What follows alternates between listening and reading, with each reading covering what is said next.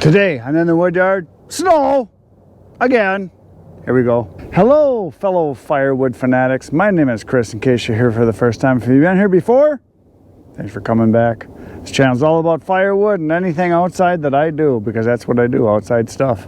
So today, I am recently back from a very long trip I went on with my brother Ken. We went out to New Mexico elk hunting.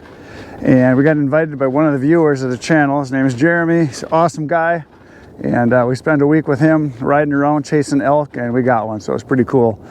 But last night, or 2 nights ago I should say, it snowed, and we got this snow here, and it was nice and light and fluffy, but I was gone for 2 days, and yesterday the sun came out. So I'm gonna walk over to my parking lot here and show you what happened. The sun came out and it got into like the mid-30s yesterday, so it turned to nasty crap. And because I was gone, I had people coming here and dropping stuff off, UPS, speedy delivery, Federal Express, stuff like that. So they drove around on my lot yesterday when it was all sloppy, and now it's all ice. Look at this.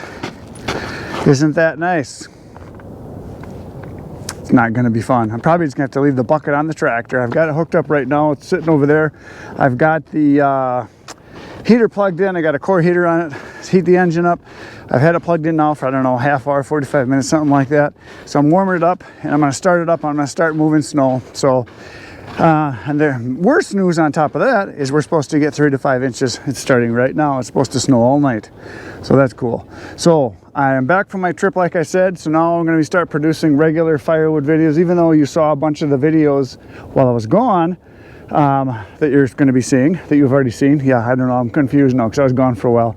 I had a bunch of videos for you guys to watch while I was gone, and we produced a whole bunch while we were there. We got elk hunting video, we got a whole bunch of firewood videos. We did some talking videos about the firewood business, and me and Kenny telling stories, things like that. So I'm back. And yesterday I spent all day, me and Kenny and my brother Eric, cutting up and deboning and packaging and grinding elk meat all day. And so that's what happened yesterday. That's why I wasn't here to do the snow removal. But I'm back now, so we're gonna get to work. So for those of you that are hunters or wanna see, here's my elk. And if you haven't seen it, I got a video all about it, but there it is, a nice big elk. So here's the elk. He's a big one.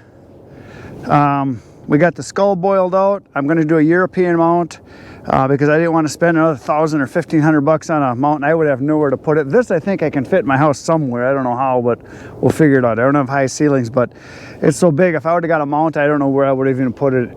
But here it is. It is a 7x7 elk, and Jeremy said it was probably like 7, 8 years old. It scored 366, which is a really big elk. It was absolutely an awesome trip. I'm glad to be back, but there he is. Trip of a lifetime, I tell you. Hope I get to go again someday. Pretty cool. Now we're gonna move some snow.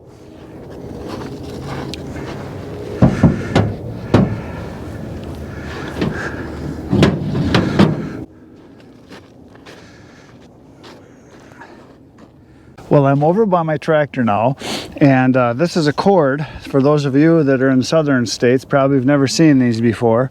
This is a cord that goes into a little heater that warms the block of the engine that we use here in cold country. So if you live in the banana belt, you know, down where it's always 80 degrees and sunshine and butterflies and unicorns, you've probably never seen one of these. But up here, it's pretty common that you put a block heater on an engine. We use a lot of them when you have equipment that you leave outside when it gets below zero, especially if you're talking 20, 30 below.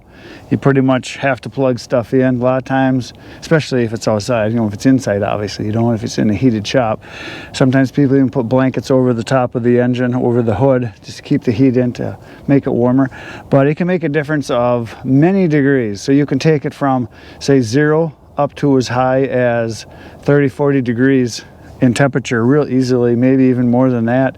If you put it on a block heater like this, you plug it in just a 110 volt outlet, and you leave it for a while and it'll warm up. Some people leave them on overnight to get it nice and warm for the next day, but I've had it on now for probably close to an hour. I would say it's been plugged in. So we'll see if she'll start, because it's been sitting here for a couple of weeks and it's been cold while I was gone, so it might be temperamental.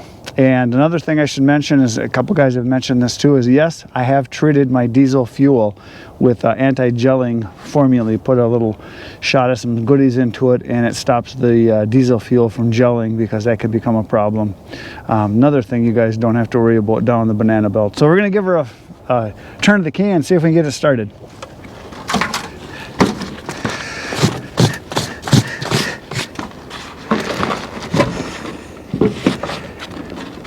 Let's see what happens here. Hopefully she's not too angry.